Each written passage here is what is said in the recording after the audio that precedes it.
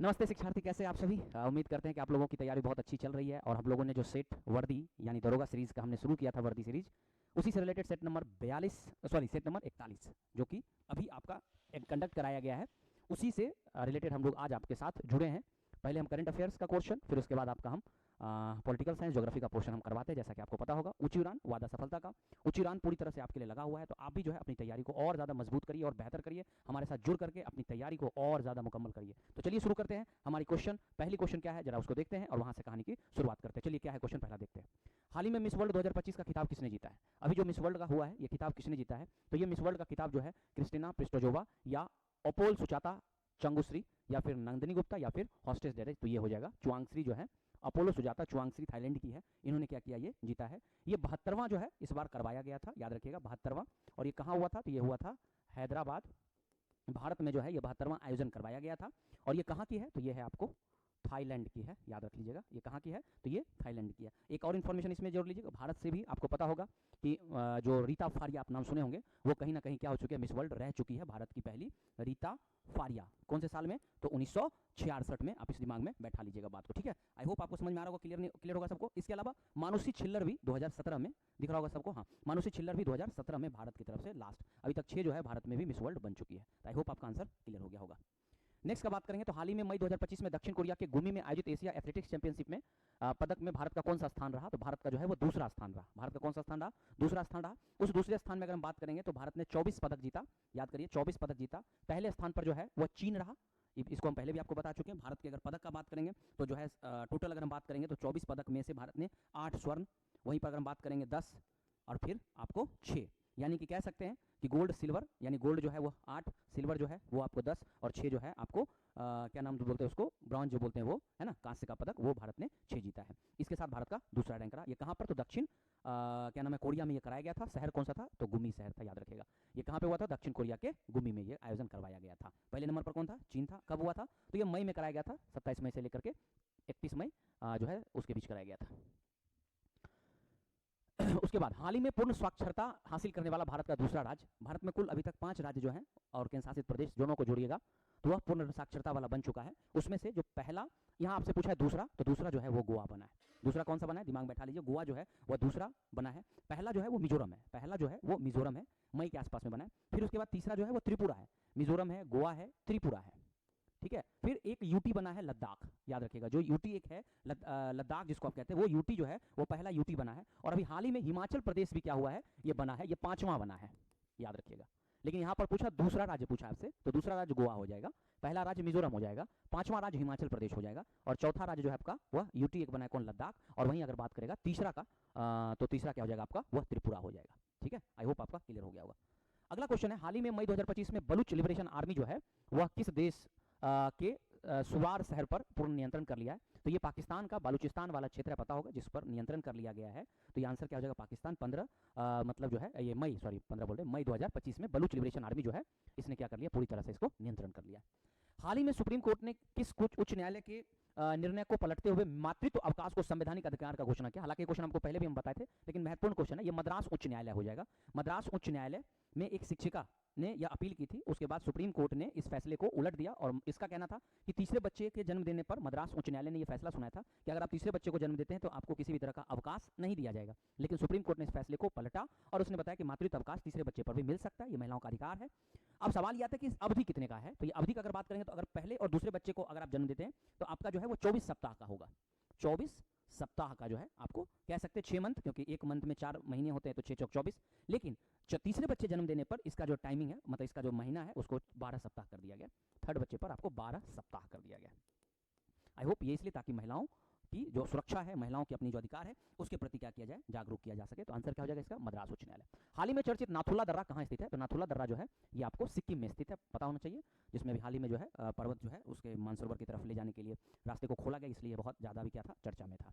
हाल ही में ध्रुवा नीति जो है वो किसने लॉन्च किया है? तो ध्रुवा नीति आपको ये भी हम हाल ही में पढ़ाए थे, ये डाक विभाग के द्वारा ध्रुवा नीति लगाया गया। ये इसलिए लाया गया ताकि और ज्यादा डाक विभाग को मॉडर्नाइज किया जा सके, और साथ ही साथ एक बात और समझ लीजिए कि ध्रुवा नीति का लाने का उद्देश्य ये भी है कि हर घर का एक डिजिटल पता दिया जा सके, हर घर का एक कोड दिया जा सके, ताकि आसानी से जो है वह घर तक पहुंच जा सके। ये नहीं कि नाम पता ये हो रहा है वो हो रहा है, इससे बेहतर बचने के लिए एक कोड आएगा, उस कोड को आधुनिकरण में जोड़ा जाएगा। तो आंसर क्या हो जाएगा? डाक विभाग। वो पता होगा जो है ब्रिटिश के समय में 1854 में जो है भारत में डाक विभाग को लाया गया था, ये दिमाग में बैठा लीजिएगा। अगले क्वेश्चन की तरफ चलते हैं। हाल ही में चर्चित जो है वह ऊर्जा स्टेडियम किस शहर में स्थित है? तो ये पटना का जो शहर है, आप जानते होंगे राजवंशी नगर है एक है, वहीं पर एक ऊर्जा स्टेडियम बनाया गया जिसमें कई तरह के गेम आयोजित कराए जाएंगे। तो ये ऊर्जा स्टेडियम कहाँ? पटना का राजवंशी नगर में है। हाल ही में प्रकाशित पुस्तक Indira Gandhi and the years that transform India, यानी कि इंदिरा गांधी के समय में जो ट्रांसफॉर्म इंडिया हो, उसका लेखक कौन है? तो ये जो है वो श्रीनाथ राघवन जो है, ये इसके क्या है? लेखक है, जो कि एक इतिहासकार है। उन्होंने क्या किया? ये पुस्तक लिखा है। हाल ही में किस राज्य ने शिक्षा स्तर को बढ़ाने के लिए ऑस्ट्रेलिया के मोनास विश्वविद्यालय के साथ समझौता किया? ये मोनास विश्वविद्यालय ऑस्ट्रेलिया का है, और उसके साथ समझौता जो है किस सरकार ने किया? तो ये उत्तर प्रदेश की सरकार ने किया है।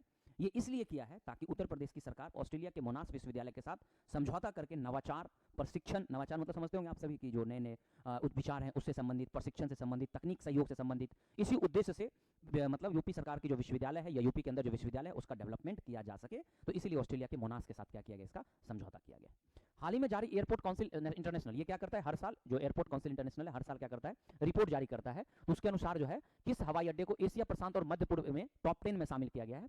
वैसे भारत में तो और भी शामिल किए गए, लेकिन टॉप 10 में भारत का जो है इंदिरा गांधी इंटरनेशनल जो है हवाई अड्डा, इसको शामिल किया गया। इसके अलावा अगर बात करें भारत का और कौन सा, तो आप बेंगलोर का जानते होंगे, राजीव गांधी इंटरनेशनल एयरपोर्ट, उसको भी शामिल किया गया। नंबर 1 पर सिंगापुर का है, याद रखिएगा। अगर पूछेगा कि नंबर 1 पर कौन है, तो वो सिंगापुर का है, याद रखिए। कहाँ पे? तो सिंगापुर का जो है चांगी एयर मतलब क्या बोलिएगा, हवाई अड्डा है, एयरपोर्ट है चांगी एयरपोर्ट, उसको क्या किया गया है? नंबर 1 पे किया गया है। ठीक है, चलिए नेक्स्ट पे बात करेंगे।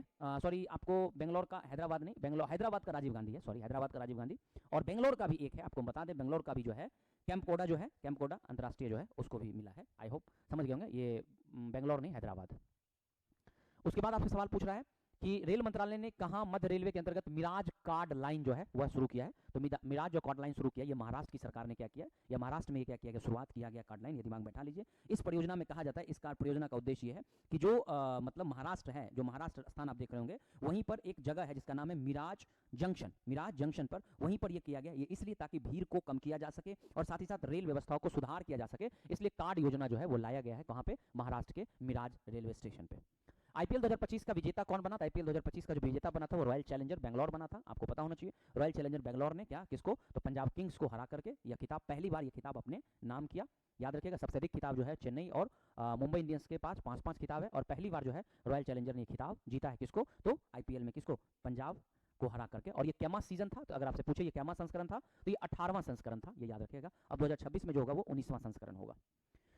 हाल ही में चर्चा में रहे टाइगर कॉरिडोर कुमराम भीम संरक्षण रिजर्व जो है वो किससे संबंधित है, किस राज्य से संबंधित है? तो ये बात समझिए तेलंगाना से संबंधित है। थोड़ा इसके बारे में इंफॉर्मेशन जान लीजिए कि भारत में जो है आपको पता होना चाहिए कि बहुत पहले ही वन्य जीव अभ्यारण्य अधिनियम लाया गया था साल 1972 में। उसी के तहत वन्य जीव अभ्यारण्य अधिनियम जो है 1972 में लाया गया। उसी प्रोजेक्ट के तहत मार्च या मई 2025 में, याद रखिएगा मई 2025 में क्या किया गया कि तेलंगाना का कवल टाइगर रिजर्व, बैठा लीजिए दिमाग में, कवल टाइगर रिजर्व कहाँ का? तेलंगाना का। और दूसरा कहाँ का? तो महाराष्ट्र का तारिवा अंधारी टाइगर रिजर्व जो है, तारिवार अंधारी टाइगर रिजर्व जो है, उस दोनों को जोड़ करके बनाया गया है क्या? ये कुमराम भीम संरक्षण। तो ये दो राज्यों में, तेलंगाना और महाराष्ट्र के राज्यों को जोड़ करके, तो ये भी हो सकता है, लेकिन ये चूंकि कॉरिडोर जो है ये बनाया गया है, तो ये कॉरिडोर इन दोनों को जोड़ने के लिए कॉरिडोर बनाया गया, तो ये तेलंगाना का बात कर रहा है। ठीक है, उसके बाद हाल ही में प्रधानमंत्री नरेंद्र मोदी ने चिनाब ब्रिज का उद्घाटन किया है, और ये कहां पर है? तो ये चिनाब ब्रिज जो है ये जम्मू कश्मीर में है। जम्मू कश्मीर का एक जगह है रियासी, जम्मू कश्मीर का एक जगह है कौन? रियासी एक जगह है, वहीं पर जो है 359 मीटर ऊंचाई पर, याद रखिए कितना? 359 मीटर की ऊंचाई पर दुनिया का सबसे ऊंचा रेलवे आर्च ब्रिज जो होता है, आर्च ब्रिज, उसको क्या किया गया है? बनाया गया, जिसकी लंबाई लगभग कहा जाता है कि 1315 मीटर के आसपास है। 1315 मीटर के पास ये ब्रिज है टोटल लंबाई, और ये कश्मीर को शेष भारत से जोड़ने के लिए क्या किया गया? इस ब्रिज को बनाया गया है। तो ये कहाँ हो जाएगा? ये हो जाएगा आपको जम्मू कश्मीर। भारत 2027 की जनसंख्या जो है वो कितने चरणों में आयोजित करेगी? तो भारत की जो जनगणना होने वाली है जनसंख्या का, वह 2 चरणों में होने वाला है। कितने चरणों में होने वाला है? 2 चरणों में होने वाला है। 1 मार्च 2027 से जो है इसकी शुरुआत होगी, 1 मार्च 2027 से जो है इसकी शुरुआत हो रही है। पहले चरण में जो है जनगणना जब किया जाएगा तो उसमें आवास का स्वरूप क्या है, सुविधा क्या क्या है, तो इससे संबंधित बात करेगा, आपका आवास से संबंधित बात करेगा। वहीं दूसरे चरण में जाएगा तो जनगणना में आयु, लिंग, स्त्री पुरुष, ये सब जो है इन सारे चीज़ों से संबंधित बात करेगा। कब? दूसरे चरण में। तो कितने चरण होने वाले? दूसरे चरण में। एक बात और जानते होंगे आप, ये पहली बार भारत में जनगणना जो होगा वो जातिगत जनगणना भी कराए जाने का बात किया जा रहा है पूरी तरह से डिजिटल फॉर्म में। और एक और बात जानिए, भारत में जो पहली बार जनगणना हुई थी वो 1872 ईस्वी में कराया गया था, लेकिन पूर्ण जनगणना जो हुई थी वो कब? 1881 से हुआ, जो प्रत्येक 10 साल के बाद हो रहा था, लेकिन 2021 में नहीं हुआ था, इसलिए 27 की बात की जा रही है। हाल ही में भारत 2026 से 28 की अवधि के में संयुक्त राष्ट्र के किस संघ के लिए चुना गया है? तो ये भारत जो चुना गया है ये UNHRC के लिए चुना गया है, यानी संयुक्त राष्ट्र मानवाधिकार परिषद, जो कि 2026 से लेकर के 2028 तक जो है भारत क्या करेगा, इसका जो है वह संघ का सदस्य रहने वाला है। यानी कहने का मतलब ये है कि भारत जो है 2026 से 2028 के बीच में इसका सदस्य बनने वाला है। साथ ही साथ ये भी जान लीजिए इसकी स्थापना कब हुई, तो 15 मार्च 2006 को जो है इसकी स्थापना हुई। UNHRC का जो हेडक्वार्टर है वो कहाँ है, तो आपको पता होना चाहिए, जेनेवा स्विट्जरलैंड में क्या है, इसकी हेडक्वार्टर है। उसके बाद अगला क्वेश्चन है, हाल ही में कौन सी ई कॉमर्स कंपनी भारत की पहली ई कॉमर्स ऋणदाता बन गई, यानी ये ऋण देने वाली बन गई है कंपनी? ये फ्लिपकार्ट जो है, पहले पता होगा सचिन बंसल है ना, भारत की ही मूल के थे और बाद में धीरे ये वॉलमार्ट को बेच दिया गया। तो फ्लिपकार्ट जो है वह एक ऋणदाता कंपनी के तौर पर ई कॉमर्स की कंपनी जो है वो बन गई है। कब? जून 2025 में। हाल ही में रिजर्व बैंक ने रेपो रेट घट करके कितनी हो गई है, तो रेपो रेट जो है उसको घटा करके कितना कर दिया गया, 5.50 जो है वह रेपो रेट कर दिया गया। और रेपो रेट को जो रिवर्स होता है, जिसको रिवर्स रेपो रेट आप कहते होंगे, तो रिवर्स रेपो रेट का भी जो है वह परसेंटेज बता दे आपको, तो रिवर्स रेपो रेट RRR जिसको आप कहते हैं वो 3.35 है, और रेपो रेट जो है वह 5.50 है। आप जानते होंगे आरबीआई की स्थापना जो हुई है वो कब? 1 अप्रैल 1935 को हुई है। 1 अप्रैल 1935 को जो है उसकी स्थापना हुई है। और संजय मल्होत्रा जो है अभी आरबीआई के क्या है, गवर्नर है। आरबीआई के भी गवर्नर कौन है? संजय मल्होत्रा। चलिए नेक्स्ट क्वेश्चन की तरफ चलते हैं। अगला क्वेश्चन क्या है हमारा, 2026-27 की अवधि के लिए कितने देश को यूएन में, मतलब संयुक्त राष्ट्र की सुरक्षा परिषद में क्या किया, गैर अस्थायी सदस्य के रूप में चुना गया? तो 5 देशों को गैर अस्थायी सदस्य के रूप में चुना गया है, याद रख लीजिएगा, एक मिनट थोड़ा समझिएगा। कितने देशों को? तो 5 देशों को क्या किया, गैर अस्थायी के रूप में चुना गया है। आपको पता होगा कि हर 2 वर्ष के लिए गैर अस्थायी सदस्य चुने जाते हैं, 5 अस्थायी सदस्य हैं और जो है 10 जो है अस्थायी सदस्य होते हैं। जो इस बार अस्थायी सदस्य चुना गया है, अगर उसका आपको नाम बताएं तो बहरीन, लताविया, कौन सा देश हो गया? बहरीन, लताविया, कांगो, कोलंबिया और लाइबेरिया। ये 5 देशों को क्या किया गया, लाइबेरिया, ये 5 देशों को क्या किया गया है, यूएन के अस्थायी सदस्यों में क्या किया गया, शामिल किया गया। भारत भी यूएन के अस्थायी सदस्यों में 8 बार जो है वह शामिल हो चुका है। चलिए अगले क्वेश्चन की तरफ चलेंगे। यूरेनस की गति में गुरुत्वाकर्षण प्रेरित विक्षोभ, जिसको डिस्टर्बेंस कहते हैं, का अध्ययन करके नेपच्यून ग्रह के अनुमानित स्थान का गणना जो है, यानी कि जो यूरेनस है उसकी जो अनुमानित स्थान का जो गणना किया गया वो किसने किया, तो अर्बन जीन्स जोसेफ लेबरियन जो है, इन्होंने क्या किया था, इसका गणना किया था। निम्नलिखित में से कौन सा सूर्य ग्रहण का एक प्रकार नहीं है? वलयाकार सूर्य ग्रहण होता है, आंशिक भी होता है, पूर्ण भी होता है। यह खंडाच्छायुक्त जो है यह सूर्य ग्रहण का प्रकार नहीं होता है। सूर्य ग्रहण कब होता है? जब सूर्य, याद रख लीजिएगा, जब सूर्य और क्या, पृथ्वी के बीच में जब चंद्रमा आ जाता है तो क्या होता है, सूर्य ग्रहण की स्थिति बनती है, और ये खास करके अमावस्या में आपको देखने को मिलता है।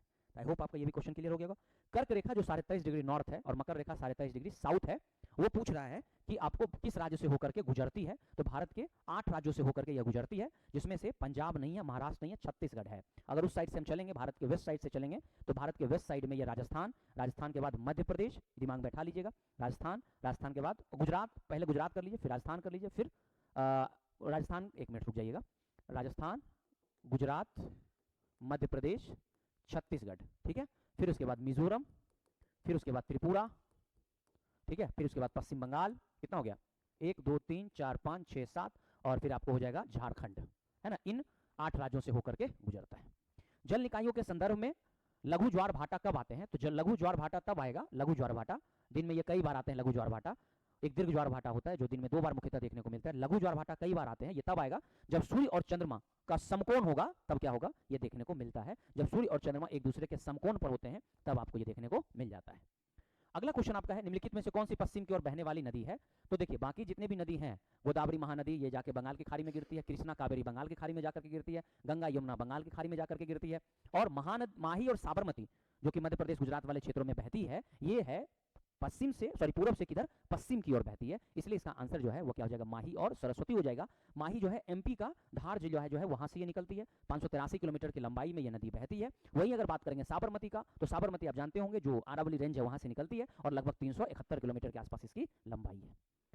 वहीं अगर बात करें क्वेश्चन नंबर 26 का, तो निम्नलिखित में से किसकी लवणता सबसे अधिक है? तो जो मृत सागर है, आपको ये भी पहले भी पढ़ा चुके, मृत सागर की लवणता क्या है? सबसे ज्यादा है, 34.2% के आसपास लवणता, जो कि अन्य जितने भी समुद्र में सागर से 9 गुना जो है वह ज्यादा लवणता है। कोडरमा गया हजारीबाग बेल्ट किस खनिज के लिए फेमस है? तो ये जो है अब्रक के लिए फेमस है, याद रखिएगा, ये बहुत फेमस आपको जानने को मिलेगा। सबसे अधिक अगर वही बात करेगा कहाँ होता है, तो ये अब्रक सबसे अधिक आंध्र प्रदेश में, भारत में होता है। आंध्र प्रदेश में सबसे अधिक होता है, और दुनिया में सबसे अधिक चीन जो है अब्रक का उत्पादन करता है। दुनिया में सबसे अधिक चीन जो है वह अब्रक का उत्पादन करता है। हरित क्रांति में भारत के किस राज्य को सबसे अधिक फायदा हुआ? तो हरित क्रांति में सबसे अधिक फायदा जो है वह ये पंजाब को हुआ। बाकी राज्यों में आपको उतना प्रभाव नहीं देखने को मिलेगा जितना प्रभाव कहाँ पे, जितना क्या सबसे अधिक प्रभाव जो है पंजाब में, पश्चिम उत्तर प्रदेश में और हरियाणा में देखने को मिलता है। 1970 के 60-70 के दशक में याद होगा आपको, लाया गया था, जो कि पूरी तरह से आधुनिकरण खेती के तौर पे था। और साथ ही साथ ये भी जान लीजिए इसका लाने वाला MS स्वामीनाथन थे। फिर उसके बाद क्वेश्चन है, गाद, धूल और मिट्टी से बने किस प्रकार की मिट्टी होती है? तो गाद, धूल और जो मिट्टी है उससे बने हुए लोएस होते हैं। कौन होते हैं? लोएस। वहीं अगर लोम का बात करेंगे तो दोमट मिट्टी होता है ये। मार्ल का बात करेंगे तो चिकनी मिट्टी होता है ये। और वहीं पर अगर पॉटसॉल का बात करेंगे तो ये आपको रेतीला मिट्टी, यानी ये हो गया रेतीला, ठीक है। ये हो गया आपको एक तरह से कह सकते हैं पूरा गाद वगैरह से मिला हुआ मिट्टी। ये हो गया आपको चिकनी मिट्टी, ये हो गया आपको दोमट मिट्टी। रोबोट के खेतों में रेतीली मिट्टी है तो किस प्रकार का? तो रोबोट के अगर खेत में रेतीली मिट्टी है तो रेतीली मिट्टी में मकई जो है उसका उत्पादन होता है, आपको पता होना चाहिए।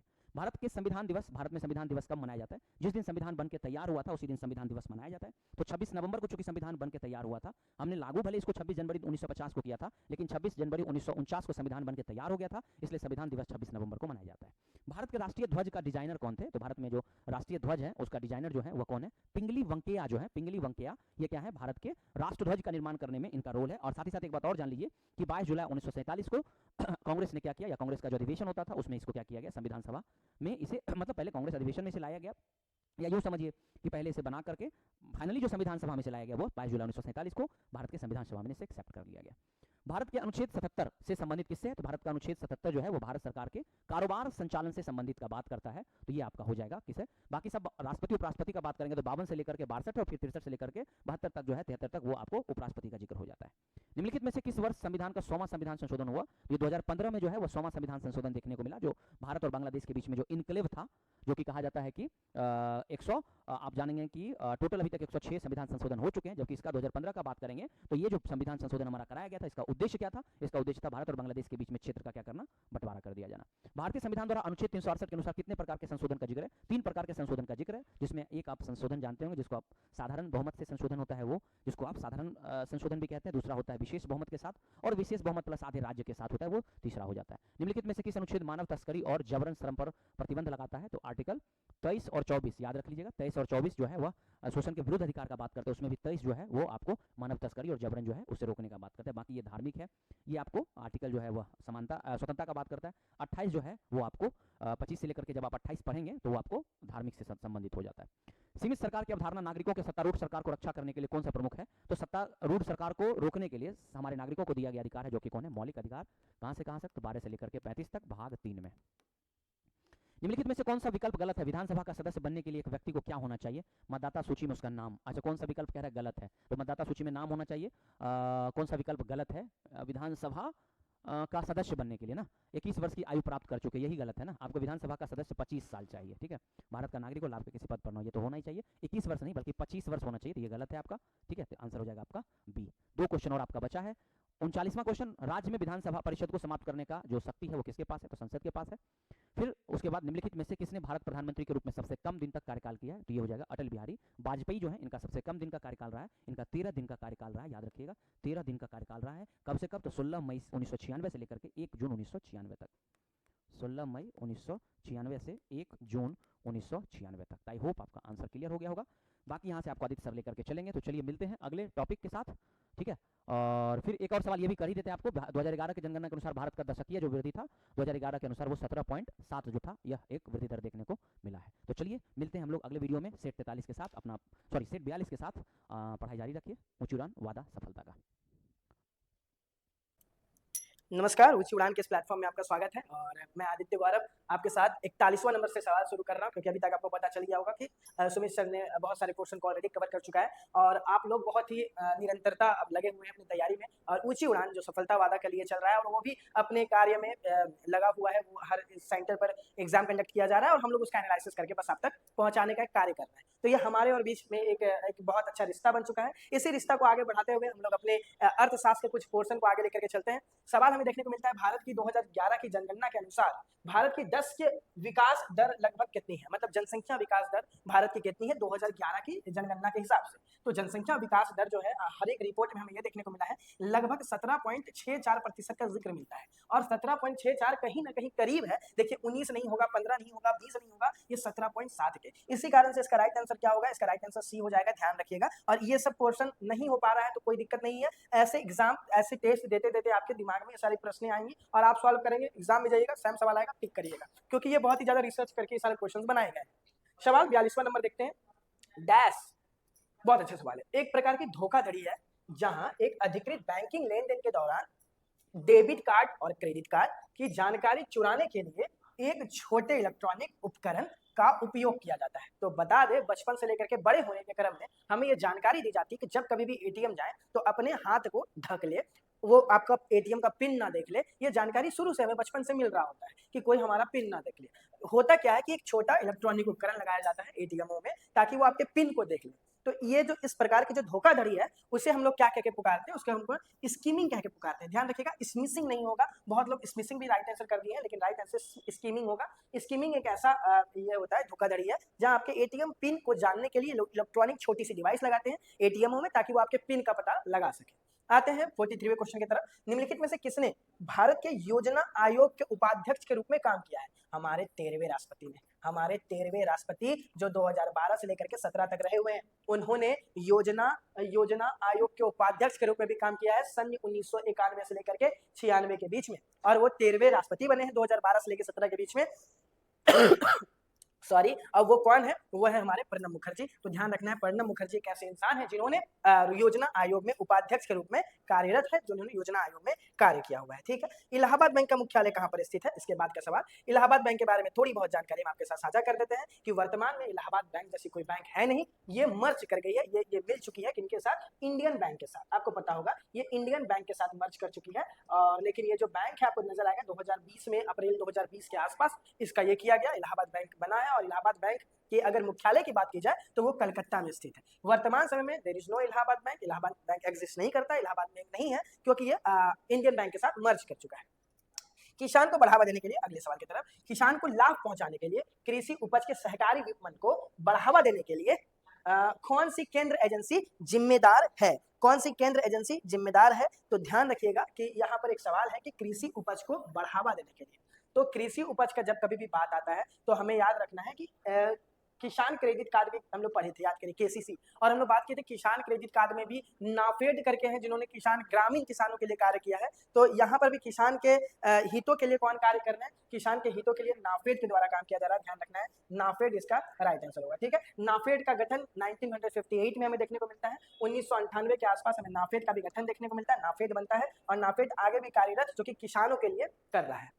भारतीय मुद्रा के नोट पर भाषाओं के समूह में कितनी भाषाएं होती है? तो बता दे भाषा, अगर आप, ये तो बहुत इजी सवाल है, आपके हाथ में नोट भी होगा, आप देख सकते हैं। नोट तो सबके पास होता ही है आज के समय में कुछ ना कुछ। तो हमें जो भारतीय नोट होती है उसमें 2 पन्ना होता है, इतनी जानकारी तो आपको भी है, इधर एक इधर। तो पहले वाले पेज में हिंदी और इंग्लिश, और फिर पीछे में 15 भाषा अलग अलग भाषाओं में अंकित होता है, 15 भाषा, और आगे के इसमें 2 भाषा। तो भैया कितनी भाषा हो गई टोटल? 15 + 2 = 17 भाषा हमें देखने को मिलता है। तो ध्यान रखिएगा, लगभग हमें कितना? 17 भाषा देखने को मिलता है। लेकिन ये आगे पीछे पूछ देता ना, तब गड़बड़ी हो जाता। लेकिन यहाँ पर आगे पीछे नहीं पूछा जा रहा है, यहाँ पे पूछा जा रहा है कि कितनी टोटल भाषाएं हैं। तो हमें ध्यान रखना है कि इसमें 17 भाषाएं सम्मिलित है। ठीक है, तो इसमें क्या होगा राइट आंसर? 17 इसका राइट आंसर होगा, ध्यान रखिएगा। आगे बढ़ते हैं। 1955 में इंपीरियल बैंक ऑफ इंडिया का नाम बदल करके क्या कर दिया गया है? 1955 में इसका राष्ट्रीयकरण हुआ है, ध्यान रखिए, जुलाई 1955 में इसका राष्ट्रीयकरण किया गया। और इसी राष्ट्रीयकरण के दौरान इंपीरियल बैंक ऑफ इंडिया का नाम बदल करके चेंज करके भारतीय स्टेट बैंक कर दिया गया, जिसको हम लोग एसबीआई कह के भी पुकारते हैं, ठीक है, जिसको हम लोग एसबीआई कह के भी पुकारते हैं, तो वही एसबीआई कर दिया गया है, ध्यान रखना है। आगे बढ़ते हैं, निम्न में से कौन सी सार्वजनिक कंपनी बनने वाला भारत में पहला बंदरगाह बना है? तो मद्रास चेन्नई से आप 20 से 24 किलोमीटर अगर दूर जाइएगा तो आपको एन्नलोर दिखेगा। एन्नलोर में माना जाता है कि कंपनी बनाने जा रही है, जो पहला बंदरगाह है वो हमें देखने को मिलता है एन्नलोर में। और याद रखना है कि चेन्नई से लगभग कुछ ही किलोमीटर दूर जाने के बाद हमें ये देखने को मिलता है, लगभग 18 से 20 किलोमीटर जाने के बाद, ठीक है। तो इसका भी याद रखना है कि एन्नलोर इसका राइट आंसर होगा। काम जागार करके जगह बन रहा है, जहाँ पे काम जागार करके जगह बन रहा है, काम जागार बंदरगाह है, ठीक है, एन्नलोर में। वहीं पे हमें देखने को मिल रहा है कि पहली सार्वजनिक कंपनी बनने वाला पहला बंदरगाह है, ठीक है, क्योंकि वहां से हम लोग किसी भी रास्ते निकल सकते हैं इसी कारण से। भारत में आर्थिक सुधारों का जनक का नाम बताएं। आर्थिक सुधारों के जनक हमारे कौन है? हमारे 1991 से लेकर के 96 के समय में पीवी नरसिम्हा राव जनक हैं, और जो करवा रहे हैं वो मनमोहन सिंह है। लेकिन यहाँ सवाल है क्या कि आर्थिक सुधार के जनक कौन है? तो वो पीवी नरसिम्हा राव होंगे। ध्यान रखना है, प्लीज इस चीज को बैठा लीजिए। पीवी नरसिम्हा राव को जनक माना जाता है, लेकिन किनके द्वारा ज्यादा क्रेडिट किनका है? तो मनमोहन सिंह का है। और आपको पता है एलपीजी रिफॉर्म कह के हम उसको पुकारते हैं, एलपीजी सुधार कह के हम पुकारते हैं, लिबरलाइजेशन, प्राइवेटाइजेशन और ग्लोबलाइजेशन, जहाँ वैश्वीकरण की बात की गई, जहाँ बहुत सारी कंपनियों की बात की गई, खोला जा सकता है, लाइसेंस बहुत ईजी मिल जाएगा। तो जनक हमारे पीवी नरसिम्हा राव है। बहुत लोग मनमोहन सिंह मार दिए, लेकिन ध्यान रखना उसका आंसर पीवी नरसिम्हा राव ही होगा। ई कॉमर्स स्टोर फ्लिपकार्ट के सह संस्थापक इनमें से कौन है? दो भाई हैं, दोनों भाई पहले अमेजोन में काम करते थे, एक बिन्नी और एक सचिन, ठीक है, ध्यान रखना है, बिन्नी और उन्हीं के भाई हैं सचिन। ये दोनों पहले अमेजोन में काम किया करते थे, उसके बाद फिर इन्होंने फ्लिपकार्ट की कंपनी खोली है, और उन्हीं के द्वारा ये काम करते हुए हमें नजर आए हैं, ठीक है। फ्लिपकार्ट की कंपनी बनती है लगभग 2007 ईस्वी के आसपास। लेकिन दो भाई हैं, सचिन है और बिन्नी है, और आंसर में कहीं पे सचिन जी का जिक्र नहीं हुआ है, इसी कारण से राइट आंसर क्या होगा? बिन्नी बंसल। अगर बिन्नी बंसल नहीं होते और अगर सचिन होते तो सचिन बंसल राइट आंसर होता है, ध्यान रखना है। लेकिन दोनों ऑप्शन कभी नहीं रहेगा, ऐसा एग्जाम नहीं करता है, तो ध्यान रखिए, प्लीज कॉपी में लिख लीजिएगा। ई कॉमर्स फ्लिपकार्ट के जो सह संस्थापक है वो बिन्नी जी हैं और सचिन जी हैं, सचिन बंसल, ठीक है। इन दोनों के द्वारा पहले अमेजोन में काम करते थे, 2007 के आसपास इन्होंने फ्लिपकार्ट जैसी कंपनियां खोली हैं, और फ्लिपकार्ट के बारे में सब कोई जानता है। भारतीय राष्ट्र कांग्रेस में वर्ष 1912 पटना अधिवेशन के अध्यक्ष कौन बने हुए थे? तो बता दें, इस समय जो पटना में जो अध्यक्ष बन रहे हैं वो सैयद जी ही बन रहे हैं, और यहाँ पर बच्चे से फिर कंफ्यूजन हुआ है कि कौन है सैयद, आखिरकार इसमें ये होगा। तो बता दें कि इसका आंसर जो है वो मतलब ये जो है 1912, ठीक है। तो इसमें जो है हमारे राइट आंसर होंगे सैयद हसन इमाम। और थोड़ा सा जानकारी और ले लीजिए कि ये जो कांग्रेस 1912 में ये हो रहा है, ये अभी हमारा अधिवेशन चल रहा है, 1885 में बनी हुई है ये, ठीक है। तो ये जो कांग्रेस 1885 में एओ के द्वारा बन रहा है, पता है आपको, दादा भाई नेहरू जी, और 1907 के लगभग सूरत में ये दो भागों में बच जाता है, फिर 1916 लखनऊ में ये सब आपस में आकर मिलते हैं। लेकिन जो 1912 का जो अधिवेशन हो रहा है कांग्रेस में, ये 27वां अधिवेशन हो रहा है, और इसके अध्यक्ष कौन है? इसके अध्यक्ष हैं हमारे सैयद हसन इमाम, ठीक है, सैयद हसन इमाम इसके राइट आंसर होंगे।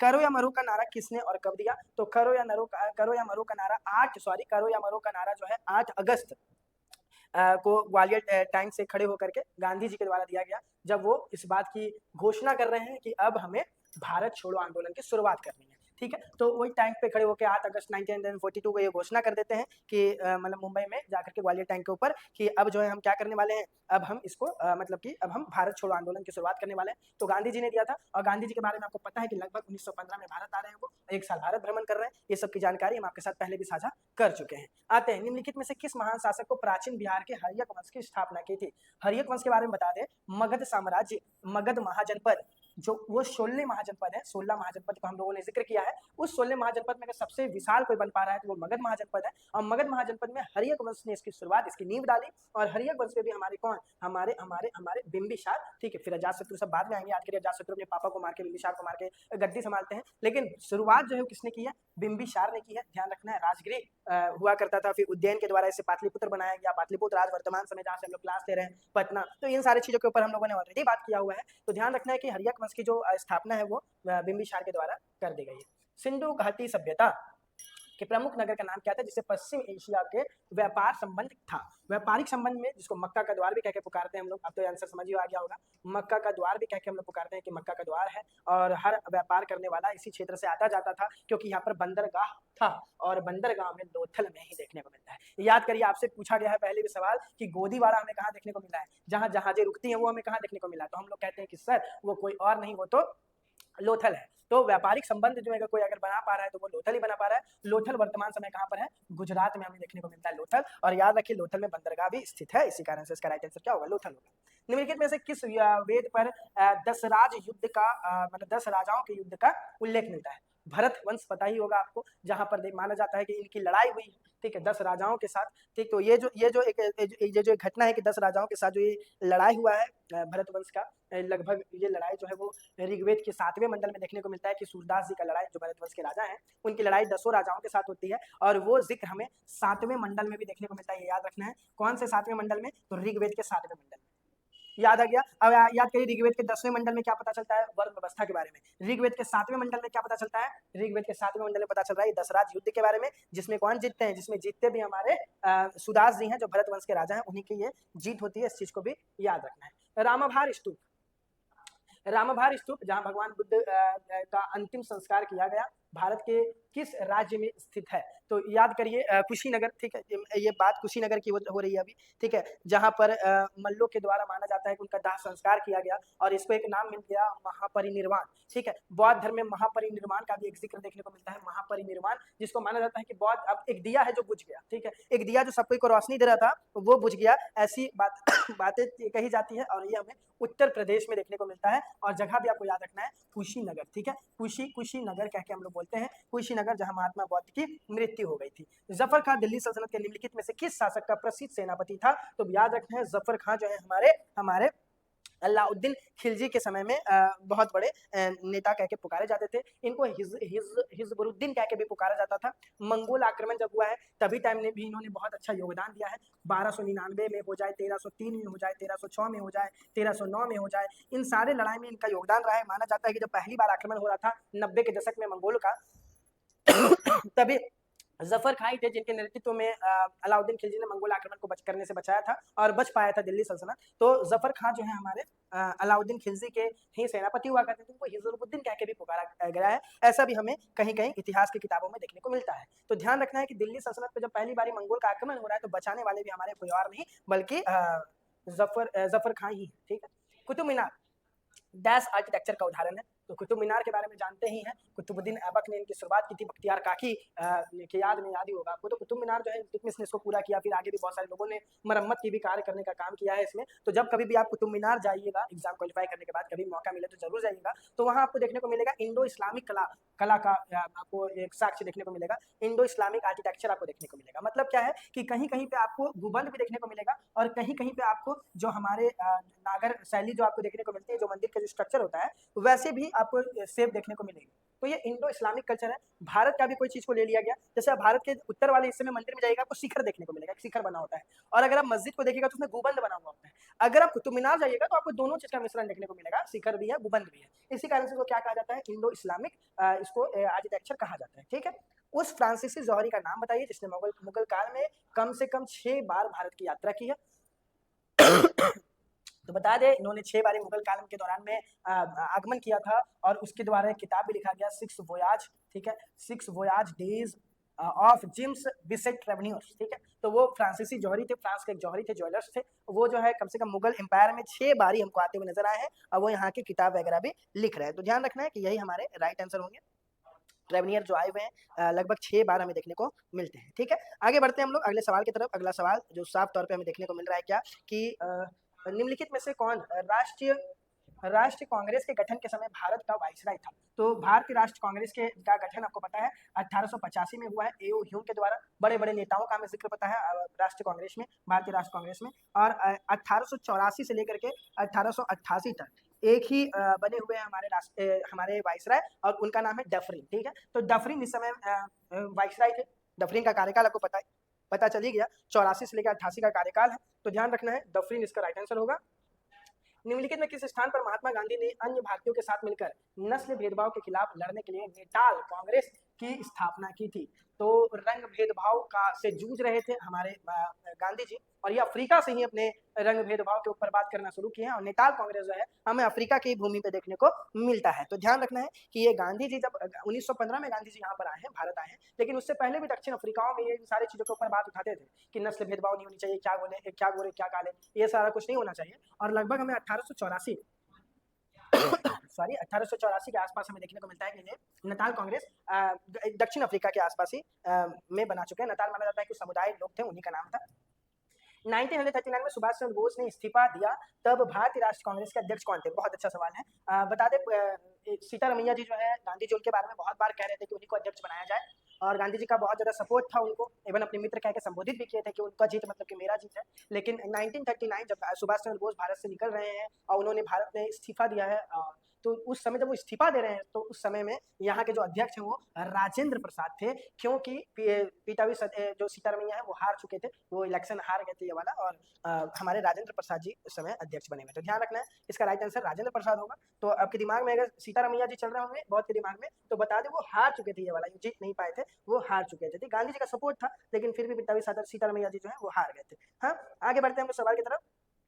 बहुत इजी सवाल है, किसने बंगाल में चिर स्थायी बंदोबस्त मतलब स्थायी बंदोबस्त जमींदारी प्रथा बंदोबस्त प्रणाली की शुरुआत की थी? 1793 93, ठीक है, ध्यान रखना है। और हमारे कौन थे इस समय? तो कॉर्नवालिस हमें देखने को मिलता है, कॉर्नवालिस थे। और माना जाता है कि कॉर्नवालिस जो अमेरिका स्वतंत्रता संग्राम चल रहा था, अमेरिका स्वतंत्रता संग्राम चल रहा था 1770 के दशक में, उस समय ये हारे भी है वहां पर, ठीक है, वो वहां से हार करके भारत आए थे। तो उनको प्रूव करने के लिए खुद को उन्होंने बंगाल के प्रांत में, ध्यान रखना है बंगाल के प्रांत में, क्योंकि बंगाल को ये लोग जीते हैं, याद करिए सिराजुद्दौला, पलासी का युद्ध 1757, बक्सर का युद्ध 1764, मीर कासिम, ठीक है, याद होगा आपको। तो जो 3 लोग गठबंधन किए हैं, तो आप प्लीज कमेंट करके बताइएगा बक्सर के युद्ध के बारे में, आपका काम है बहुत दिल से हर सेट में आपको ये करवा रहे हैं, देखने के लिए कि क्या सच में आप इसको ईमानदारी से ले रहे हैं या नहीं। बक्सर का युद्ध थोड़ा सा डिटेल कि कौन लोग थे, किनके साथ लड़ाई हुई थी, वो आपको बताना है। तो ध्यान रखिएगा कि जब स्थायी बंदोबस्त आ रही है 1793 में, इस समय कॉर्नवालिस थे जो अमेरिका स्वतंत्रता संग्राम में हारे हुए हैं, ठीक है, वही यहाँ पर आकर के ये सब कुछ करवा रहे हैं। आते हैं, किस वायसराय ने भारत में औपनिवेशिक आर्थिक संरचना का विकेंद्रीकरण किया है? तो आर्थिक संरचना का विकेंद्रीकरण के बारे में एक ही नाम बहुत ज्यादा विख्यात है, मेयो का, ठीक है, तो मेयो इसके राइट आंसर होंगे। कहीं पे मेयो दिख रहे हैं? हाँ, देख गया, चलिए, ठीक है। तो माना जाता है कि भारत में आर्थिक संरचना का अगर कोई विकेंद्रीकरण किए हैं तो हमारे मेयो जी हैं, ठीक है, हमारे मेयो जी हैं जो 1870 के दशक में ऐसा कार्य कर रहे हैं। तो ध्यान रखना है मेयो इसका राइट आंसर होगा, ठीक है, मेयो इसका राइट आंसर होगा। आगे बढ़ते हैं, निम्नलिखित में से कौन आजाद हिंद फौज से जुड़ा नहीं था? तो प्रेम सिंह से अहमद जुड़े हुए थे, जनरल मोहन जुड़े हुए थे, और शहनवाज खान जुड़े हुए थे। ए डांके जो है वो कम्युनिस्ट हुआ करते थे, 1954 के आसपास कम्युनिस्ट नेता थे ये, और ये जो है आजाद हिंद फौज के साथ नहीं जुड़े थे। आजाद हिंद फौज के बारे में आपको पता है, सुभाष चंद्र बोस, ठीक है, जिन्होंने गठन करके या INA का भारतीय स्वतंत्रता के लिए उन्होंने यहाँ से कार्य किया था। तो इसमें सबको ही जुड़े हुए थे, लेकिन यहाँ पे सवाल है कौन जुड़ा नहीं है? तो ये तीनों जुड़े हुए हैं, ये बस जुड़े हुए नहीं है। इसका राइट आंसर क्या होगा? ए नंबर इसका राइट आंसर होगा। ध्यान रखना, कम्युनिस्ट है, 1954 के आसपास। बिहार में कौन सा स्थान भगवान महावीर के जन्म स्थान के रूप में प्रसिद्ध है? तो पता ही होगा, भगवान महावीर जैन धर्म के 24वें तीर्थंकर, क्योंकि 23वें हमारे पारसनाथ है, पहले में ऋषभ देव है और 5वें में अभिनंदन नाथ है। तो ध्यान रखना है, तो यहाँ 24वें जो महावीर है, जिनके समय में जैन धर्म का स्वर्ण युग माना जाता है, जैन धर्म बहुत ऊपर बढ़ी हुई थी, और वो जगह कौन सा है? वो जगह है वैशाली, कुंडग्राम, याद ही होगा, वैशाली, जहाँ पर महावीर का जन्म होता है। तो इसका राइट आंसर वैशाली होगा। बिहार के किस शहर को पूर्व का ऑक्सफोर्ड कहा जाता है? तो बिहार के बहुत ही खुशी लगती है ये बात कहने में कि पूर्व का ऑक्सफोर्ड जो है वो पटना ही को कहा जाता है, पटना कॉलेज को, कि वो जो है वो बिहार का ऑक्सफोर्ड है। बहुत सारे लोग यहाँ से शिक्षा प्राप्त करके कुछ अच्छा ही करते हैं, तो बिहार के पूर्व का ऑक्सफोर्ड पटना को कहा जाता है। ये बहुत ही गौरवान्वित करने वाली बात है बिहार के लिए। बिहार में 2025 में स्थापित होने वाला पहला AI ट्रेनिंग सेंटर कहाँ पर होगा? तो ये जो ट्रेनिंग सेंटर है वो पटना में हमें देखने को मिलता है। AI ट्रेनिंग सेंटर जो है इसकी स्थापना पटना में ही देखने को मिलती है, ठीक है, तो इसका भी राइट आंसर हमारा पटना होगा। अगले सवाल की तरफ बढ़ते हैं, 69वां नंबर सवाल। बिहार सरकार ने हाल ही में कौन सी नई योजना शुरू की है जिसमें युवाओं को स्टार्टअप के लिए प्रोत्साहन दिया जा रहा है? तो बिहार में जो ये तो हाईलाइटेड है, समझ में ही आ रहा है कि बिहार स्टार्टअप नीति, ठीक है, 2022, इसके तहत बिहार सरकार के द्वारा जो लोग स्टार्टअप करना चाहते हैं वो कुछ ऋण प्रोवाइड, वो कुछ लोन प्रोवाइड कराया जा रहा है, ताकि वो भी लघु व्यापार करना शुरू कर सकते हैं, कुछ निजी उद्योग लगाना चाहे तो वो लगा सकते हैं। तो बिहार स्टार्टअप नीति 2022 इसका राइट आंसर होगा। हाल ही में बिहार के किस स्थान पर गंगा आरती को पर्यटक केंद्र के रूप में दिया गया है? तो बता दें बख्तियारपुर में भी दिया गया है, बहुत सारी जगहों पर गंगा आरती को बहुत ही प्रमुख ये किया जा रहा है, लेकिन अभी मेरीन ड्राइव बनने के बाद पटना को भी ये दर्जा मिला है जहाँ गंगा आरती बहुत ही भव्य तरीके से मनाई जा रही है, ठीक है। तो ध्यान रखना है कि वो जो नया दर्जा पर्यटक के लिए बन रहा है वो पटना ही इसका राइट आंसर होगा। तो आई थिंक गांधी घाट है जहाँ पर ये किया जा रहा है। मेरिट लाइस्ट से भी आप इसका नज़ारा ले सकते हैं। तो पर्यटक के रूप में पटना को ही ये किया गया है। 71 नंबर सवाल से मनोज सर आपके साथ जुड़ेंगे, क्योंकि साइंस की कुछ चीज़ें और मैथ्स की कोई चीज़ें वो आपके साथ लेकर के साझा करेंगे। तो धन्यवाद। ऊंची उड़ान के इस प्लेटफॉर्म में आपका अभी तो हम आपसे विदा ले रहे हैं, और इसके बाद जो है आप मनोज सर के साथ कर सकते हैं, लेकिन निरंतर ये चीज़ जारी रहेगा और आप लोग भी ये एनालिसिस करते रहिए ताकि क्वेश्चन आपका ना छूटे। जय हिंद, नमस्कार मेरे दोस्त, मेरे भाई बहन, आप सभी का स्वागत है ऊंची उड़ान की सफलता सीरीज में। तो आज हम बात करेंगे बिहार एसआई का सेट नंबर 41 के बारे में, जिसमें मैं आपको साइंस और मैथमेटिक्स कवर करने वाला हूं। तो चलिए आज का ये वीडियो शुरू करते हैं। पहला क्वेश्चन हमारा हो जाता है 71 क्वेश्चन, मानव आंख की रेटिना पर कैसा प्रतिबिंब बनता है। तो जो मानव आंख की रेटिना होती है उस पर कभी भी जो प्रतिबिंब बनता है वास्तविक और उल्टा होता है, वास्तविक और उल्टा होता है। ध्यान दीजिएगा कि जो आंख हमारा होता है वो वास्तविक प्रतिबिंब बनाता है और उल्टा बनाता है, लेकिन जो हमारा मस्तिष्क होता है उसे सीधा करके देखता है। मस्तिष्क सीधा करके देखता है। अगर कभी भी वास्तविक दे तो उसके साथ उल्टा ही प्रतिबिंब देगा। वास्तविक हमेशा उल्टा प्रतिबिंब होता है और आभासी प्रतिबिंब हमेशा सीधा बनता है। नेक्स्ट क्वेश्चन की बात कर लें तो किसी विद्युत परिपथ में इकाई घन आवेश को एक बिंदु से दूसरे बिंदु तक ले जाने में किए गए कार्य द्वारा मापा जाता है। उस बिंदुओं के बीच के डॉट डॉट क्या क्या कहते हैं। एक तरह से कह क्या रहा है कि कोई भी तार के दो बिंदु के बीच मान लेते हैं, ठीक है। इसमें जो आवेश होता है, आवेश, इसको मापने के लिए किसका प्रयोग किया जाता है। तो विभव का, विभवांतर जिसको कहते हैं। विभव, यहाँ से विभव को विभवांतर भी एक तरह से कह सकते हैं। तो विभवांतर हो जाएगा, विभवांतर, ठीक है। विभवांतर हमारा सही ऑप्शन हो जाता है। नेक्स्ट क्वेश्चन देख लेते हैं। हमारा हो जाता है लोहे के ऊपर जिंक की परत चढ़ाने को क्या कहते हैं। तो लोहे के ऊपर जो जिंक की गैल्वेनाइजेशन कहते हैं, ठीक है। गैल्वेनाइजेशन, यहाँ थोड़ा लिख लीजिएगा, गैल्वेनाइजेशन, ठीक, गैल्वेनाइजेशन, यहाँ पे ई हो जाएगा, जेसन, गैल्वेनाइजेशन कहते हैं। ये क्या होता है। तो लोहे के ऊपर जिंक का परत चढ़ाया जाता है तो उसको कहते हैं। लेकिन इलेक्ट्रोप्लेटिंग क्या होता है। इलेक्ट्रोप्लेटिंग, ध्यान दीजिएगा कि कोई भी धातु पे, एक धातु पे दूसरे धातु का परत चढ़ाया जाता है, उसे इलेक्ट्रोप्लेटिंग कहते हैं। कोई भी, किसी भी एक धातु पे दूसरे धातु का परत चढ़ाया जाता है तो उसे इलेक्ट्रोप्लेटिंग कहते हैं। लेकिन ये भी तो एक प्रकार से इलेक्ट्रोप्लेटिंग ही है, ठीक है। लोहे पे जिंक का परत चढ़ाया जा रहा है ना, लेकिन इसका एक स्पेसिफिक नाम दिया गया है, गैल्वेनाइजेशन, इसलिए हमें इसे गैल्वेनाइजेशन कहते हैं।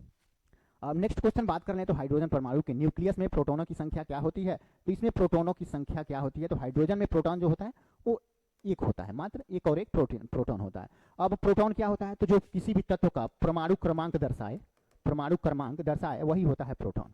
और हाइड्रोजन में प्रोटॉन सिर्फ होता है, उसमें न्यूट्रॉन नहीं होता। और हाइड्रोजन के 3 समस्थानिक होते हैं, ठीक है। 3 समस्थानिक होते हैं। प्रोटियम, ड्यूटीरियम और एक हो जाता है ट्रिटियम। ये 3 समस्थानिक होते हैं, प्रोटियम, ड्यूटेरियम, ट्रिटियम। ये किसके हैं। तो ये हाइड्रोजन के समस्थानिक हो जाते हैं। फिर बात कर लेते हैं निम्नलिखित में से किस मात्रा को मरोड़ संतुलन का उपयोग करके मापा जाता है। तो अभी भी बताएं, अभी तुरंत हम लोग डिस्कस किए हैं, दो बिंदुओं के बीच जो विभव का एक तरह से प्रवाह होता है, तो यहाँ पे आवेश जो होता है, जो आवेश, उसी को मरोड़ कर एक तरह से यहाँ पे उपयोग में लाया जाता है। तो उसके लिए बल का प्रयोग किया जाता है, बल का, जो हमारा सही आंसर हो जाएगा, बल।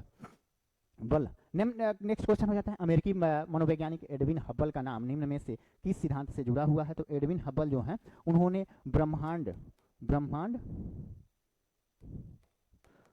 का विस्तारित सिद्धांत दिया था। इन्होंने बताया था कि ब्रह्मांड का विस्तार हो रहा है, हर एक गैलेक्सी एक दूसरे से दूर जा रही है। हमारा मिल्की वे है, गैलेक्सी हमारा जो है मिल्की वे है, वो अन्य जो गैलेक्सीज हैं उनसे दूर जा रही है। तो ये सिद्धांत जुड़ा हुआ है बिग बैंग सिद्धांत से। हालांकि बिग बैंग सिद्धांत से एडविन हब्बल का नाम जुड़ा हुआ है, लेकिन ये सिद्धांत किसने दिया था, ये ध्यान रखिएगा, ये दिया था जॉर्ज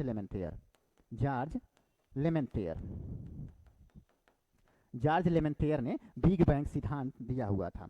और ऐसा कहा जाता है कि ग्रहों का जो निर्माण हुआ था ना, जैसे पहले तो जो आज हम ग्रह ब्रह्मांड देखते हैं, ये ग्रह और सूर्य ये सब संयुक्त रूप से हम लोग देखते हैं, तो ये पहले एक आग का गोला हुआ करता था। और ये इन्होंने ही इस सिद्धांत के माध्यम से बताया था, बिग बैंग थ्योरी के सिद्धांत से, जो इन्होंने बताया था ये गोला एक समय में ठंडा होकर धीरे धीरे एकदम विस्तारित रूप से एक बार फटा और फिर ग्रहों का निर्माण हुआ था। तो ग्रहों का निर्माण जो हुआ था बिग बैंग सिद्धांत के अनुसार ही हुआ था।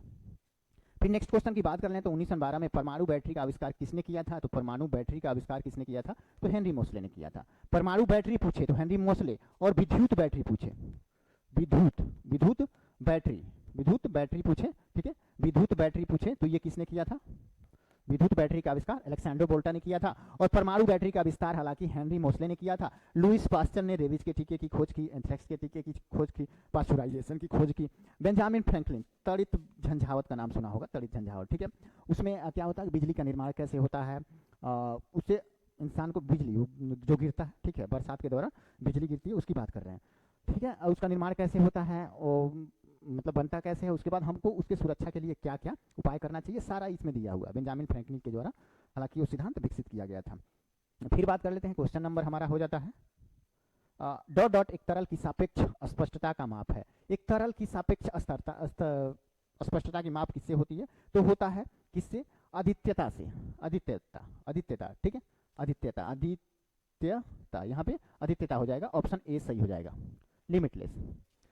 नेक्स्ट क्वेश्चन की बात करें हम लोग, न्यूट्रॉन की खोज किसके द्वारा की गई थी, तो न्यूट्रॉन की खोज जो की गई थी, न्यूट्रॉन की खोज की गई थी वो चैडविक के द्वारा की गई थी, ठीक है। न्यूट्रॉन की खोज चैडविक के द्वारा की गई थी। रदरफोर्ड के द्वारा क्या किया गया था, तो नाभिक की खोज की गई थी, नाभिक प्लस प्रोटॉन की खोज की गई थी, नाभिक प्लस प्रोटॉन। हालांकि गोल्डस्टीन का नाम आता है प्रोटॉन की खोज में, लेकिन रदरफोर्ड उसका नामकरण किए थे, इसलिए इनका नाम यहाँ पे दिया हुआ है। अब बात कर लें, नील बोहर ने परमाणु संरचना दिया था। बोर परमाणु संरचना किसने दिया था, तो नील बोर ने दिया था। न्यूटन का नाम तो कई जगह आता है, ठीक है, गति का नियम, गुरुत्वाकर्षण का नियम। निम्नलिखित तत्वों में से किसकी परमाणु संख्या मैग्नीशियम की तुलना में अधिक है, तो यहाँ देख लेते हैं मैग्नीशियम का कितना होता है, तो 12 होता है, 12 होता है।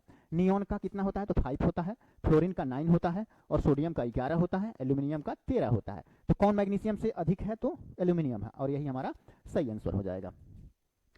रेडियो एक्टिव सामग्री से उत्सर्जित बीटा किरणें क्या है, तो बीटा किरणें, रेडियो एक्टिव जो सामग्री होता है ना, उससे 3 प्रकार की किरणें उत्सर्जित होती हैं, अल्फा, बीटा और गामा। अल्फा, बीटा, गामा 3 प्रकार की किरणें उत्सर्जित होती हैं। तो ये क्या हो जाएगा इसका उत्सर्जित बीटा किरणें क्या है, तो केंद्रक द्वारा उत्सर्जित आवेशित कण है। तो केंद्रक के द्वारा 3 प्रकार की आवेशित होता है, अल्फा, बीटा, गामा। अब यहाँ ध्यान एक चीज का और रखिएगा कि जो अल्फा होता है, अल्फा किरणें होता है, ये पॉजिटिव चार्जेस पे होता है। गामा किरणों पे, बीटा किरणों पे निगेटिव चार्ज होता है, और गामा जो होती है ये उदासीन होती है। निम्नलिखित में से मिश्र धातु की पहचान कीजिए जिसमें सीसा एक घटक है। किसमें सीसा एक घटक है, तो बात कर लें एल्कीनो। एल्कीनो किससे बना होता है, तो एल्कीनो बना होता है लोहा प्लस एल्यूमिनियम प्लस निकेल। लोहा किससे बना होता है, एल्कीनो, लोहा, एल्यूमिनियम और निकेल। इसमें तो कहीं सीसा नहीं दिखाई दे रहा। सोल्डर जो बना होता है वो बना होता है सीसा प्लस टीन, यही 3 से बना होता है, सीसा और टीन, पीवीएसएन जिसको कहते हैं। निम्नलिखित मिश्र धातुओं की पहचान कीजिए जिसमें सीसा एक घटक है, तो इसी में हो जाता है सोल्डर में, सोल्डर पीवीएसएन का बना होता है। निकेल तो कोई मिश्र धातु नहीं है, ये मिश्र धातुओं का घटक है। कांस्टेंट जो होता है ये किससे बना होता है, कांस्टेंटन, ये बना होता है किससे, तो कॉपर प्लस निकेल से बना होता है, कॉपर प्लस निकेल से बना होता है। फिर बात कर रहे हैं निम्नलिखित में से कौन एलईडी अर्धचालक प्रौद्योगिकी में प्रयुक्त धातुओं में से एक है, ठीक है। तो यहां ध्यान देने वाली बात है, जो इलेक्ट्रिक वस्तुएं होती हैं, इलेक्ट्रिक, इसमें क्या प्रयोग होता है, तो इसमें धातु का प्रयोग होता है, धातु का। लेकिन जो इलेक्ट्रॉनिक वस्तुएं होती हैं इलेक्ट्रॉनिक में, तो इसमें अर्ध धातु के रूप में अर्ध धातु का प्रयोग होता है, ठीक है, अर्ध धातु। तो यहाँ क्या कह रहा है, एलईडी में अर्ध धातु के रूप में किसका प्रयोग हुआ है, तो एलईडी में क्या हो जाएगा, तो यहाँ पे हो जाएगा अर्ध धातु, तो सिर्फ इसमें एक ही है, ध्यान रखिएगा। लोहा धातु है, कॉपर धातु है, जिंक धातु है, गैलियम एक अर्ध धातु हो जाता है। फिर बात कर लें वाटर हीटर में प्रयुक्त होने वाली कुंडली को बनाने के लिए किस तत्व का प्रयोग किया जाता है, तो वाटर हीटर बनाने के लिए नाइक्रोम का प्रयोग किया जाता है। ये बना होता है क्रोमियम प्लस निकेल से, क्रोमियम प्लस निकेल का बना होता है, क्रोमियम प्लस निकेल का।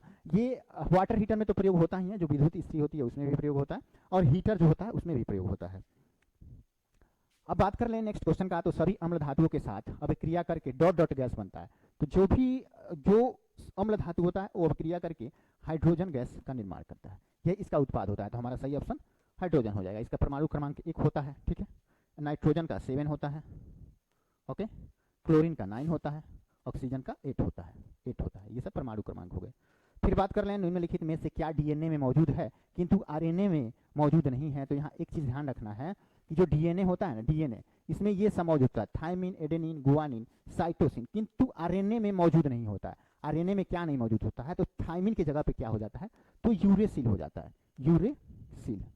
थायमिन की जगह पे यूरेसिल हो जाता है, किसमें, तो आरएनए में, नहीं तो बाकी तीनों आरएनए में रहता है और थायमिन की जगह पे यूरेसिल हो जाता है। और वही डीएनए में ये चारों रहेगा, थायमिन, एडेनिन, गुआनिन, साइटोसिन। और एक बात यहाँ पे ध्यान रखना है ये कि एडेनिन, एडेनिन और थायमिन ये दोनों मिलके हाइड्रोजन के डबल बॉन्ड्स बनाते हैं, ये हाइड्रोजन के डबल बॉन्ड होते हैं यहाँ पे।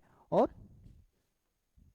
Guanine plus cytosine, guanine cytosine ये हाइड्रोजन के क्या बनाते हैं, ट्रिपल बॉन्ड होता है। यहाँ पे हाइड्रोजन का ट्रिपल बॉन्ड देखने को मिलेगा, यहाँ हाइड्रोजन का डबल बॉन्ड देखने को मिलेगा। ठीक है, एडेनिन हो गया, ए से, टी से थायमिन, जी से गुआनिन और सी से साइटोसिन। ये किसकी बात हो रही है, तो ये डीएनए की बात हो रही है, डीएनए की। और यहीं पे यहाँ पे क्या हो जाएगा, तो थायमिन की जगह पे क्या हो जाएगा, यूरेसिल हो जाएगा, यूरेसिल। थायमिन की जगह पे अगर हम यूरेसिल कर दिए तो आरएनए हो जाएगा। मनुष्य में कौन से क्रोमोसोम के मिलने से बालक का जन्म होता है, तो महिला में तो केवल एक्स और एक्स गुणसूत्र होते हैं, और पुरुष में क्या होते हैं, तो पुरुष में एक्स और वाई गुणसूत्र होते हैं। अब ध्यान दीजिएगा, एक्स एक्स मिलेंगे तो बालिका का जन्म होगा, मादा, ठीक है, मादा बालिका, ठीक है।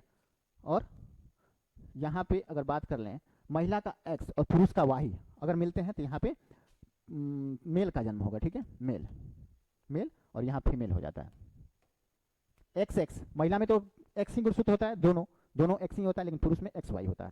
तो कई बार पूछ देता है कि जो बच्चे जो होंगे, बच्चा होगा या बच्ची होगी, ये किसके गुणसूत्र से निर्धारित होता है, तो ये पिता के गुणसूत्र से निर्धारित होता है, माता के गुणसूत्र से नहीं निर्धारित होता है। तो हमारा क्या क्वेश्चन है कि कौन सा क्रोमोसोम का मिलने से बालक का जन्म होता है, तो पुरुष का वाई होना चाहिए और स्त्री का एक्स होना चाहिए। कौन सा हो जाएगा, पुरुष का वाई और स्त्री का एक्स हो गया, ठीक है। फिर बात कर लें, अवायवीय स्थिति में जैविक पदार्थ के जीवाणु अपघटक को क्या कहते हैं, तो क्या कहेंगे इसको, तो किण्वनीकरण कहेंगे। अवायवीय स्थिति में जैविक पदार्थ में जीवाणु अपघटन को क्या कहते हैं, तो जैसे देखिएगा, जो दही, दूध का दही बनना, ये भी एक तरह से क्या है, अवायवीय स्थिति में होता है, जैविक पदार्थ ही है एक तरह से, ठीक है, और ये जीवाणु के द्वारा अपघटित किया जाता है, तो ये किण्वनकरण हो जाता है, किण्वनकरण। या शराब जो बनाया जाता है, शराब इसी माध्यम से बनाया जाता है, शराब का निर्माण भी हालांकि किण्वनीकरण से ही होता है। खुजली का रोग स्कैबिज का कारण निम्नलिखित में से कौन सा हो जाता है, तो खुजली के रोग किसके कारण हो जाता है, सूक्ष्म कीट के कारण होता है, सूक्ष्म कीट के कारण से होता है। नेक्स्ट क्वेश्चन हमारा हो जाता है, निषेचन के बिना फल में विकास को क्या कहते हैं, तो अनिषेच फलक कहते हैं, तो उसको अंग्रेजी में कहेंगे पार्थेनोकार्पी, ठीक है, पार्थेनोकार्पी। पार्थेनो गैमिटोगैमी जो है वो एक तरह से फूल वाले पौधे को दर्शाता है, ठीक है। सौर ऊर्जा का अधिकतम यौगिकीकरण किसके द्वारा होता है, तो सौर ऊर्जा का अधिकतम यौगिकीकरण हरे पौधे ही करेंगे, ठीक है, हरे पौधे ही हालांकि ऊर्जा के रूप में सूर्य का प्रकाश ग्रहण करते हैं, तो उसका स्थिरीकरण एक तरह से यही करेंगे। अब देख लेते हैं हमारा नेक्स्ट क्वेश्चन क्या हो जाता है। नेक्स्ट क्वेश्चन हमारा हो गया 92, निम्न में से कौन आहार श्रृंखला का निर्माण करता है, तो आहार श्रृंखला का निर्माण कैसे होता है वो हम लोग जान लेते हैं। पहले तो होता है क्या, उत्पादक होगा, उसके बाद प्राथमिक उपभोक्ता होगा, प्राथमिक उपभोक्ता, उसके बाद होगा द्वितीयक उपभोक्ता, ठीक है, उसके बाद तृतीयक उपभोक्ता, फिर अंतिम हो जाता है अपघटक, ठीक है। पहले होगा उत्पादक, दूसरा प्राथमिक उपभोक्ता, उसके बाद हो जाएगा द्वितीयक उपभोक्ता, फिर तृतीयक उपभोक्ता और फिर अपघटक। उत्पादक में घास, हरे पौधे ये सब आ जाते हैं, ठीक है, और इनको जो खाता है वो प्राथमिक उत्पादक में आ जाएगा, और इनको जो खाएगा वो द्वितीयक उत्पादक में आ जाएगा, और इनको जो खाएगा वो तृतीयक उत्पादक में आ जाएगा, और इनको जो अंतिम रूप से खाता है, खास करके सड़े गले मांस या सड़े गले पौधे वगैरह जो खाता है वो अपघटक हो जाता है। तो अपघटक में खास करके बैक्टीरिया, सूक्ष्म जीव जो होते हैं एकदम वो होते हैं, या गिद्ध भी शामिल हो जाता है, गिद्ध भी सड़े गले मांस खाता है तो वो शामिल हो जाता है। तो यहाँ क्या कह रहा है, उत्पादक, प्राथमिक उपभोक्ता, द्वितीयक उपभोक्ता, तृतीयक उपभोक्ता। तो इसमें से आहार श्रृंखला इसी तरह बनता है। तो घास, गेहूं, आम ये नहीं बना रहे हैं, क्योंकि घास और गेहूं ये दोनों एक क्या हो गए, उत्पादक ही हो गए, अलग अलग तो नहीं हुए। घास, बकरी, मानव। अब देखो घास ये उत्पादक हो गया, इसको बकरी खा रही है तो बकरी क्या हो जाएगी, प्राथमिक उपभोक्ता हो जाएगी, और बकरी को मानव खा रहा है तो मानव क्या हो जाएगा, द्वितीयक उपभोक्ता हो जाएगा, और यही हमारा सही आंसर हो जाएगा, ठीक है। और मानव को शेर मान लो खा ले, शेर, ठीक है, तो तृतीयक उपभोक्ता हो जाएगा, ठीक है। और शेर मरे उरेगा तो उसको कौन खाएगा, गिद्ध खाएगा, नहीं तो सूक्ष्म जीव खाएंगे, तो वो क्या हो जाएंगे, अपघटक हो जाएंगे। तो ये एक श्रृंखला बना रहे हैं, ठीक है, ये आहार श्रृंखला बना रहे हैं। और आहार श्रृंखला ध्यान रखिएगा कभी भी गोल चक्र में ही चलता है, जैसे पृथ्वी चलती है ना, ऐसे ही चलता है कभी भी, नहीं तो ये पृथ्वी इतना बढ़िया से बैलेंस कैसे बना पाएगी। अब देखो उत्पादक, यहाँ से देखिएगा उत्पादक क्या होते हैं, हरे पौधे होते हैं, हरे पौधे।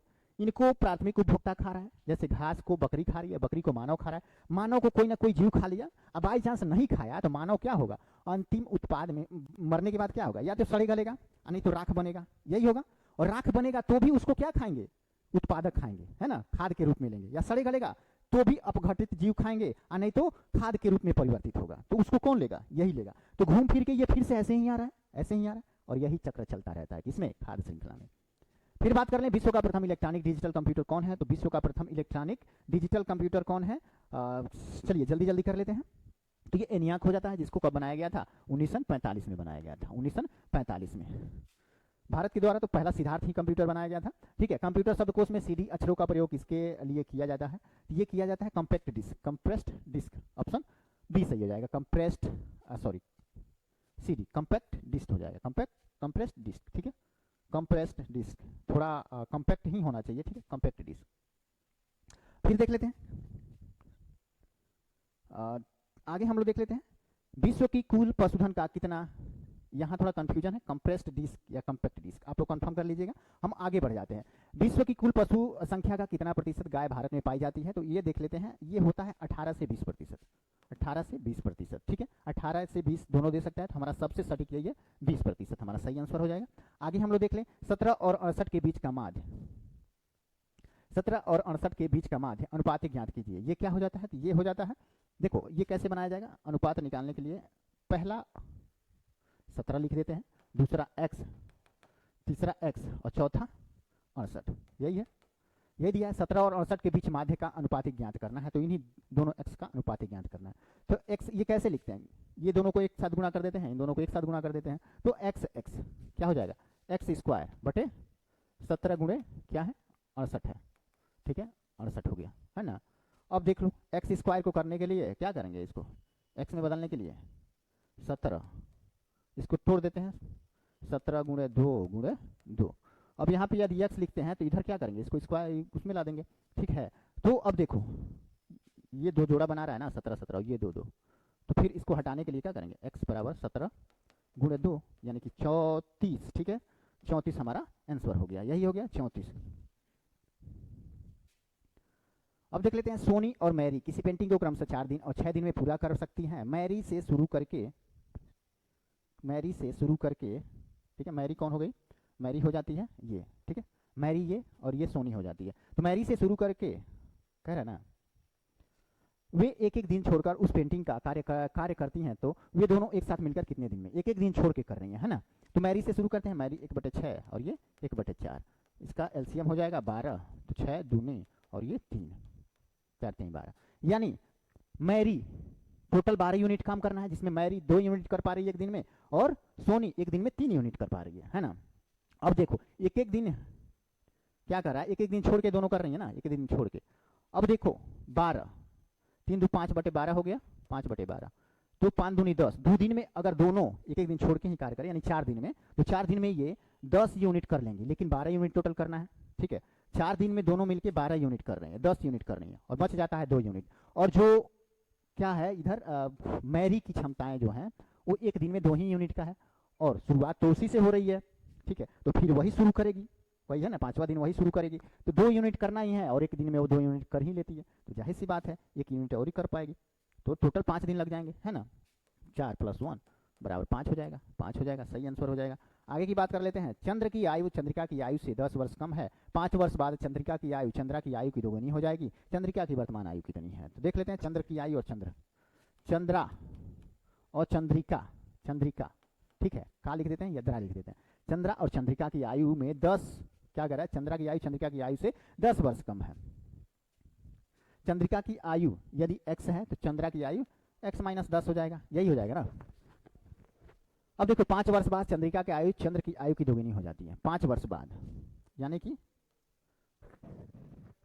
+5 कर देते हैं और यहाँ पे +5 कर देते हैं, है ना। इस समय क्या हो रहा है, तो चंद्रा की आयु की दोगुनी हो जाएगी, ठीक है, इसकी आयु की दोगुनी हो जाएगी चंद्रा की आयु की। तो यहाँ पे अगर 2 लिख देते हैं तो ये बराबर हो जाएगा कि नहीं, हो जाएगा, ठीक है। अब देखो 2 और यहाँ पे x -10 में से +10 हटेगा, तो एक तरह से क्या हो जाएगा, -5 यहाँ पे आ जाएगा, = x + 5, ये हो गया। अब इसको सॉल्व कर देते हैं, 2x -10 equal to x plus 5। ये x इधर चला जाता है तो घट जाएगा, तो x बचेगा, और ये 10 इधर आ जाएगा तो प्लस हो जाएगा 15, है ना। x का वैल्यू 15 आ गया। और यहाँ पे क्या पूछ रहा है, क्या पूछ रहा है? हाँ? चंद्रिका की वर्तमान आयु। तो क्या है, चंद्रिका की आयु से 10 वर्ष कम उसका है ना। चंद्रिका की वर्तमान आयु x यहाँ पे दिए हुए थे ना, x शुरू में, तो वही हो जाएगा x का वैल्यू 15। आगे देख लेते हैं। एक क्रिकेटर का 10 मैचों का औसत स्कोर 400 है, ठीक है, 400 है, 40 है, तो टोटल स्कोर हो जाएगा 400, है ना, 10 मैचों का। यदि पहले 6 मैचों का 44 है, 6 मैचों का 44 है, तो 6 चौको 24, 6 चौको 24 तो 26। अब 4 मैचों का निकालने के लिए क्या होगा, अंतिम 4 मैचों का रनों का औसत निकालना है। तो अब देखो 400 में से 262 घटा देंगे, है ना, तो कितना बच जाएगा 138। और इसको 4 से डिवाइड कर देते हैं, 4 तिहाई 12, है ना, और 4 चौको 16, 4 पते 20, 34.5 कहाँ है, तो 5 तो नहीं होगा औसत, हालांकि उतना तो नहीं, लेकिन सटीक यही आ जाएगा 34। 34 हमारा, एक मिनट, 4 तिहाई 12, 4 चौको 16, है ना, कुछ गलत कर रहे हैं क्या हम? 6 चौको 24 के 4 है, 6 चौको 24, 25 26, 264,